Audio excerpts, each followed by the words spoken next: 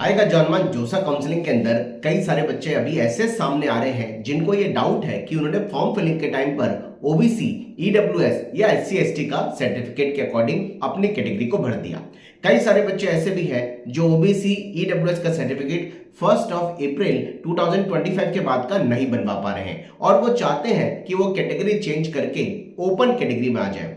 ध्यान से समझिए, किसी बच्चे ने अगर जेईई मेन के एग्जाम को किसी भी कैटेगरी से या एडवांस के एग्जाम को किसी भी कैटेगरी से दे दिया है, लेकिन अगर वो कैटेगरी सर्टिफिकेट अगर अभी प्रोड्यूस नहीं कर पा रहा तो वो ओपन कैटेगरी यानी जनरल कैटेगरी में आ सकता है। लेकिन अगर कोई स्टूडेंट पहले जनरल कैटेगरी में था, उसने फॉर्म भर दिया, एग्जाम दे दिया, आज अगर उसके पास कोई डॉक्यूमेंट है तो वो कैटेगरी में नहीं आ सकता, यानी ओपन कैटेगरी से किसी भी कैटेगरी में आना पॉसिबल नहीं है। लेकिन किसी भी कैटेगरी से ओपन में आने के लिए आपके पास एक रास्ता, एक चांस कैटेगरी चेंज करने के लिए खुला हुआ है। अब वो ऑप्शन कैसे मिलेगा, ध्यान से समझिए। जब जोसा के फर्स्ट राउंड का सीट अलॉटमेंट होगा, अगर आपके पास उस सीट अलॉटमेंट के टाइम पे अपना कैटेगरी सर्टिफिकेट नहीं है तो जोसा की वेबसाइट पर कैटेगरी चेंज करने के लिए फॉर्मेट सर्टिफिकेट कॉलम में दिए गए हैं। उस फॉर्मेट में लिखा हुआ है कि अगर कोई बच्चा ओबीसी या ईडब्ल्यूएस से जनरल कैटेगरी में जा सकता है, अगर एससी एसटी का है, सर्टिफिकेट नहीं दे पा रहा तो जनरल कैटेगरी में जा सकता है, और उसमें एक डिक्लेरेशन साइन कर कर आपको कैटेगरी वाले कॉलम में ऑनलाइन अपलोड करना होगा, जो कि आपके ऑनलाइन रिपोर्टिंग में होगा।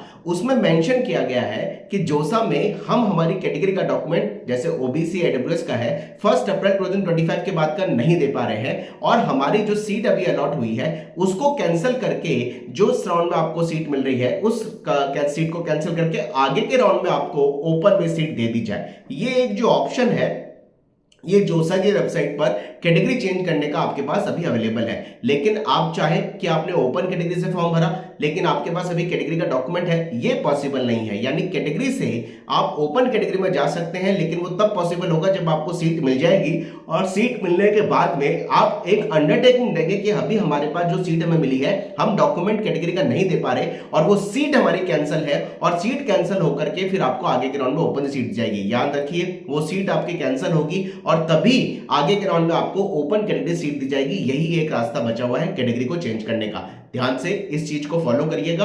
अगर आप कैटेगरी चेंज करना चाहते हैं और आपने बाय मिस्टेक जेईई मेन के फॉर्म में, जेईई एडवांस के फॉर्म में कोई भी कैटेगरी से फॉर्म भर दिया है, चाहे वो ओबीसी हो, चाहे वो ईडब्ल्यूएस हो, ओबीसी ईडब्ल्यूएस के लिए खासकर बात यह है कि 1 अप्रैल 2025 के बाद का सर्टिफिकेट वैलिड होगा, उससे पहले का सर्टिफिकेट नहीं वैलिड होगा। Wish you all the best. जय हनुमान।